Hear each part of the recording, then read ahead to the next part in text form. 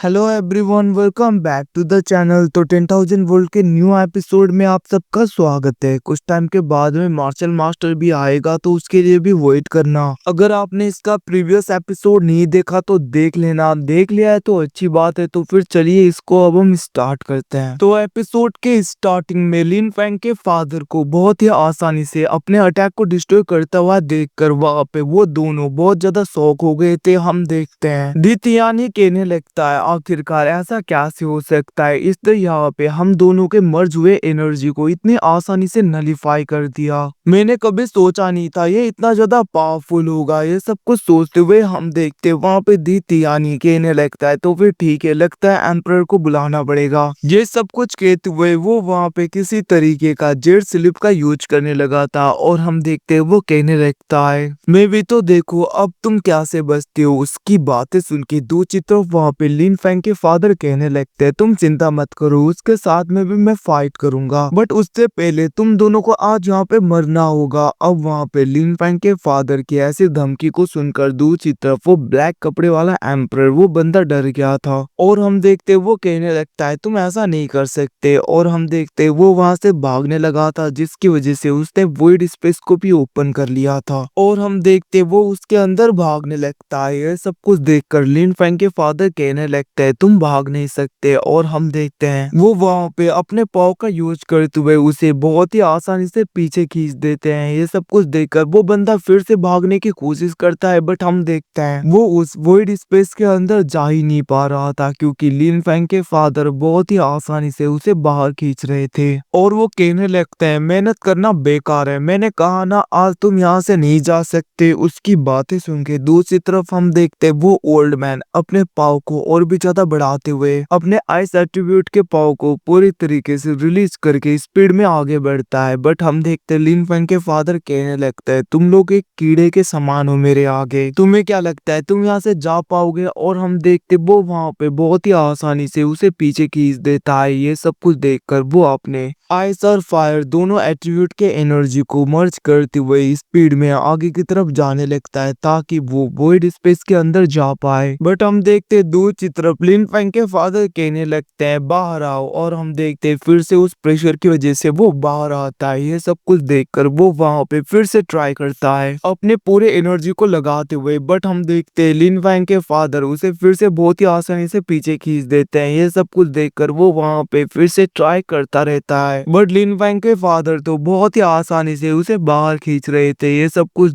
देखकर हम देखते वो एल्डर और भी ज्यादा एनर्जी का यूज करता है, जिसकी वजह से उसके मुंह से आंख से हर जगह से खून आ रहा था, क्योंकि वो अपने पूरे स्ट्रेंथ का यूज कर रहा था। बट वहां पे लिन फैंग के फादर तो बहुत ही आसानी से उसे पीछे खींच रहे थे। अब हम देखते वहां पे लिन फैंग के फादर सोड एम्परर बहुत ज्यादा थक जाते हैं, वो कहने लगते हैं बहुत हुआ। और हम देखते वो अपने पाव का यूज करते हुए स्पिरिचुअल हैंड से डायरेक्टली उसके ऊपर अटैक कर देते हैं, और हम देखते वो बहुत ही आसानी से उसे पकड़ते हुए पूरी तरीके से खत्म कर देते हैं। बेचारा वो एम्परर तो उसके हाथ में ही दम तोड़ देता है, मतलब कि स्पिरिचुअल हैंड्स में। तभी हम देखते वहां पे बादल पूरी तरीके से गोल्डन कलर के होने लगे थे, और उस जगह से किसी की आवाज आने लगती है। और हम देखते वहां पे एक एम्परर आ गया था, जो कि कहने लगता है लिन सियाओतियान सोड एम्परर, क्या तुम्हें ऐसा नहीं लग रहा तुम बहुत ही ज्यादा क्रूअल हो रहे हो, बहुत ही ज्यादा कर रहे हो। दूसरी तरफ हम देखते वहां पे लॉर्ड रिगल के आते सब लोगों को पता चल गया था, मतलब कि सब लोगों को पता चल गया था कि लॉर्ड रिगल उस जगह पे आए हैं। बट हम देखते दूसरी तरफ वहां पे लिन फैंग के फादर को तो कुछ भी फर्क नहीं पड़ता, उसकी रियल बॉडी बोलने लगती है लॉर्ड रिगल शायद तुम भूल गए कि इन लोगों ने ही पिछली बार मुझे मिलकर मारने का ट्राई किया था, क्या मैं यहाँ पे अपना बदला भी नहीं ले सकता। अब इतना कहते हुए हम देखते वहां पे वॉइड स्पेस पूरी तरीके से ओपन हो गया था, और वहां पे लिन फैंग के फादर बाहर आते हैं, और हम देखते वो कहने लगते हैं क्या तुम अब मेरे ऊपर अटैक करोगे। उसकी बातें सुन के हम देखते वहां पे लॉर्ड रिगल उसके ऊपर अटैक करते हैं, बट वहां पे लिन फैंग के फादर बहुत ही आसानी से उसके अटैक को पूरी तरीके से कंज्यूम कर लेते हैं। ये सब कुछ देखकर दूसरी तरफ हम देखते हैं लॉर्ड रिगल पूरी तरीके से सरप्राइज हो गए थे, और लिन फैंग के फादर की रियल बॉडी भी वहां से गायब हो जाती है, फिर से वो वापस चले गए थे। हम देखते वहां पे लॉर्ड रिगल कहने लगता है मैंने कभी सोचा नहीं था कि तुम मुझे ऐसे सरप्राइज कर दोगे? तुम आखिरकार इस रिलम में क्या से पहुंचे? तुम तो बहुत ही ज्यादा नियर हो सुप्रीम बनने में। ये सब कुछ कहते हुए वो वहां पे पूरी तरीके से शौक हो रहे थे। हम देखते वहां पे लिन फैंग के फादर भी कहने लगता है तुमने भी बहुत ज्यादा मेहनत की है, इवन कि मैं भी बहुत ज्यादा शौक हूँ तुम्हें इस रिलम में देखकर। तुम भी बहुत ही ज्यादा करीब हो इस रिलम को पूरी तरीके से ब्रेक थ्रू करने में। और उससे भी ज्यादा सरप्राइज तो मैं हूँ कि लॉर्ड रीगल बहुत टाइम पहले पूरी तरीके से गायब हो गए थे। आखिरकार आज ऐसे अपियर होने का क्या मतलब है? ये सब कुछ कहते हुए वहाँ पे लिन फैंग के फादर रीगल की तरफ देख रहे थे, जिसको देखकर दूसरी तरफ हम देखते वहाँ पे रीगल कहने लगता है तुम्हें पहले से ही पता था ना मैं अभी तक जिंदा हूँ। उसकी बातें सुन के दूसरी तरफ हम देखते वहाँ पे लिन फैंग के फादर कहने लगते तुम बहुत ही ज्यादा पावरफुल हो अभी के लिए, तो आखिरकार तुम इतने आसानी से कैसे मर सकते थे? और वैसे मैं तो सोच रहा था कि तुम तो डिवाइन कोर्ट के एम्परर थे ना, तो फिर आखिरकार ऐसे डिसअपीयर क्यों हो गए? लिन फैंग के फादर की बातें सुन के दूसरी तरफ हम देखते वहाँ पे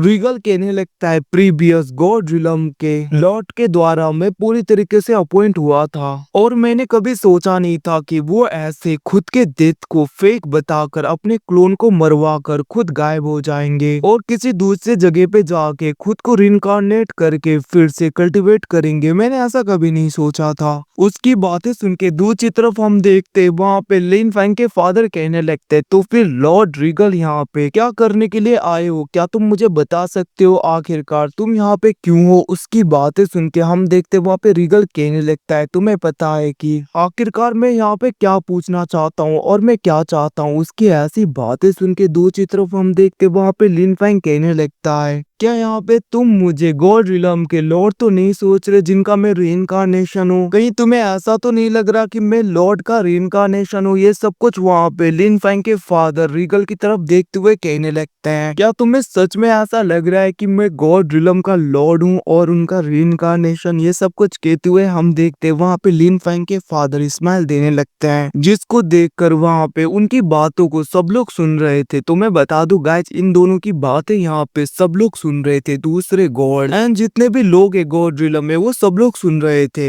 इवन की डिवाइन रिलम के लोग भी ये सब कुछ सुन रहे थे। वहीं पे दूसरी तरफ हमें मोन क्लैन के ग्रेट एंसेस्टर और वहाँ पे उस 20 सीनियर को दिखाया जाता है, जहाँ पे 20 सीनियर कहने लगता है क्या सच में सोर्ड एम्परर पहले के टाइम के लॉर्ड है डिवाइन कोर्ट के? क्या वो सच में उनका रीइंकार्नेशन है? ये सब कुछ कहते हुए वो वहाँ पे मोन क्लैन के ग्रेट एंसेस्टर की तरफ देखने लगे थे। ये सब कुछ कहते हुए वो वहाँ पे मून क्लैन की ग्रेट एंसेस्टर के पैरों में ऐसे ऐसे सर करने लगते हैं। ये सब कुछ देखकर वहाँ पे मून क्लैन की ग्रेट एंसेस्टर कहने लगती हैं तुम्हें क्या लगता है सोर्ड एम्परर सच में डिवाइन लॉर्ड होंगे? ये सब कुछ कहते हुए हम देखते वहाँ पे एंसेस्टर सीनियर बीस्ट के सर को पकड़ते हुए कहने लगती हैं तुम्हें तो पता है कि हम दोनों 10,000 साल से भी पहले से साथ में रह रहे हैं, तो फिर आखिरकार अब तुम मुझे क्या बुलाना चाहोगे? ये सब कुछ कहते हुए वो वहाँ पे उसे छेड़ रही थी। ये सब कुछ देखकर हम देखते वहाँ पे सीनियर बीस्ट बहुत ही ज्यादा घबरा गए थे, मतलब कि वो शर्माने लगते हैं। जहाँ पे दूसरी तरफ वो कहने लगते हैं सच में मैंने लिन फैंग को अपना डिसाइबल बनाया था और कभी मैंने सोचा नहीं था कि वो यहाँ पे सोर्ड एम्परर का बेटा निकलेगा, और इवन कि यहाँ पे तो सोर्ड एम्परर इतने ज्यादा पावरफुल है वो भी बहुत ही कुछ अचीव करेगा जैसे कि उसके फादर सोर्ड एम्परर ने किया है। और मुझे पता है कि सोर्ड एम्परर ने 7 लाख साल से भी ज्यादा कल्टीवेशन की थी, जिसकी वजह से वो आज इस मुकाम पे हैं। और वैसे भी लिन फैंग की बातें करें तो वो भी बहुत ही ज्यादा टैलेंटेड और बहुत ही ज्यादा जीनियस है। अब उसकी बातें सुन के दूसरी तरफ हम देखते वहाँ पे मून क्लैन के एंसेस्टर कहने लगती है ऐसा लग रहा है ये मैरिज बहुत ही ज्यादा ग्रेट होने वाला है, क्योंकि लिन फैंग और उसकी शादी तो मैं करके रहूंगी। ये सब कुछ कहते हुए हम देखते वो वहाँ पे कार्ड्स को देख रही थी, वो कहने लगती है आखिरकार मैरिज के कौन से कार्ड मुझे छपाने चाहिए, मुझे क्या नाम लिखना चाहिए मेरी मून क्लैन की प्रिंसेस और यहाँ पे सोर्ड एम्परर के बेटे लिन फैंग का नाम मुझे किस तरीके से लिखना चाहिए? आखिरकार शादी के लिए कौन सा राइटिंग बहुत ही ज्यादा अट्रैक्टिव होगा? और वैसे भी उन दोनों की जोड़ी तो बहुत ही ज्यादा अच्छी लगने वाली है। ये सब कुछ कहते हुए वो वहाँ पे बहुत ज्यादा खुश हो रही थी। दूसरी तरफ हम बीस्ट सीनियर को देखते जो कि कुछ परेशान लग रहे थे क्योंकि उन्हें भी पता है कि लिन फैंग की शादी ऑलरेडी हो रखी है। अब यहाँ से सीन शिफ्ट होके दूसरी तरफ हमें लिन फैंग के फादर को दिखाया जाता है जो वहाँ पे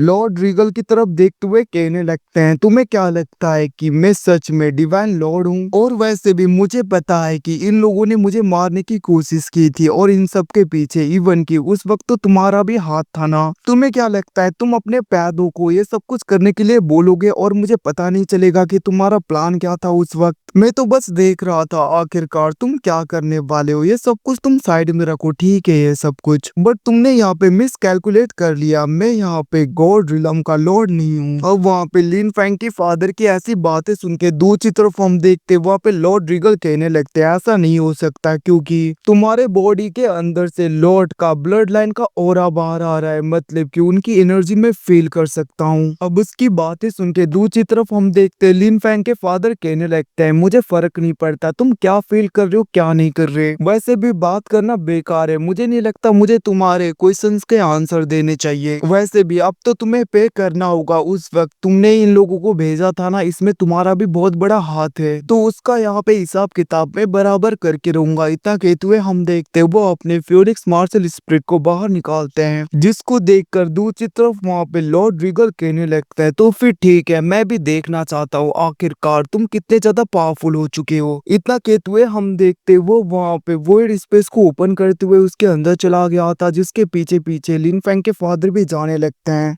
बट हम देखते अंदर जाते हुए वो कहने लगते हैं पता नहीं आखिरकार मुझे इतना ज्यादा बैड फीलिंग क्यों आ रहा है, ऐसा लग रहा है कि मैं कुछ बताना भूल गया किसी को। ये सब कुछ कहते हुए हम देखते वहाँ पे लिन फैंग के फादर आगे की तरफ बढ़ने लगे थे ताकि वो वहाँ पे लॉर्ड रिगल के साथ में फाइट कर पाए। वहीं पे दूसरी तरफ हमें मून क्लैन के एंसेस्टर को दिखाया जाता है जो वहाँ पे बहुत ही ज्यादा मैरिज के तरीके और बहुत ही ज्यादा चीजें देख रही थी, जहाँ पे वो कहने लगती है अब यहाँ पे लिन फैंग की शादी होगी। उसकी बातें सुन के दूसरी तरफ हम देखते वहाँ पे बीस्ट एम्परर कहने लगते हैं ये सब कुछ नहीं करना चाहिए। मैं तुम्हें बता दूं अगर ये सब कुछ सोड एम्परर को पता चल गया तो मुझे जहाँ तक लग रहा है वो हमें जिंदा ही खत्म कर देंगे। उनकी ऐसी बातें सुन के दूसरी तरफ वहाँ पे मून क्लैन के एंसेस्टर कहने लगती है तुम चिंता मत करो, वैसे भी हम यहाँ पे क्या बुरा कर रहे हैं, हम तो अच्छा कर रहे हैं ना। एक हैंडसम लड़के की एक ब्यूटीफुल लेडी के साथ में शादी करवा के ये तो हमारा फर्ज है। ये सब कुछ कहते हुए वो कहने लगती है किसी एक को चूज करो। हम देखते वहाँ पे 20 सीनियर कुछ भी नहीं करते, वो जैसी किताबों को देखने लगते हैं एक को देखकर उनके नाक से खून आने लगता है जिसको देखकर हम देखते हैं वहाँ पे एंसेस्टर कहने लगती है तो फिर ये है। और वो कहने लगी थी भले ही तुम आगे बहुत ज्यादा सख्त दिखाते हो, मुझे पता है कि तुम्हारी बॉडी इन सब को बहुत ही आसानी से रेसिस्ट नहीं कर सकती, तो फिर ठीक है इसी तरीके से अब यहाँ पे शादी होगी और ऐसे ही मैं कार्ड छपवाऊंगी। ये सब कुछ वो कहने लगती है। ये सब कुछ सुनकर दूसरी तरफ बीस्ट सीनियर कहने लगता है सच में तुम ऐसा करोगी, बट मैं ऐसा नहीं होने दूंगा। मैं अपने डिसाइपल के लिए आज यहाँ पे आवाज उठाने वाला हूँ, उसके लिए मैं तुमसे फाइट करूंगा। इतना कहते हुए हम देखते वो वहाँ पे उसके ऊपर अटैक कर देता है। बट यहाँ से सीन शिफ्ट हो गए दूसरी तरफ हमें लिन फैंग को दिखाया जाता है जो कि एक अलग से दुनिया में होता है, अलग से जगह पे, जहाँ पे उसकी आंखें खुलने लगती है। वो कहने लगता है आखिरकार मैं कहाँ पे हूँ, और हम देखते वो इधर उधर देख रहा था जहाँ पे प्रिंसेस इंजर्ड होते हुए नीचे गिरी हुई थी। उसे वहाँ पे लिन फैंग ध्यान से देखने लगता है और वो कहने लगता है आखिरकार ये सब कुछ क्यों हो रहा है। और हम देखते तभी उसे याद आने लगता है। वो कहने लगता है मुझे याद आया हम तो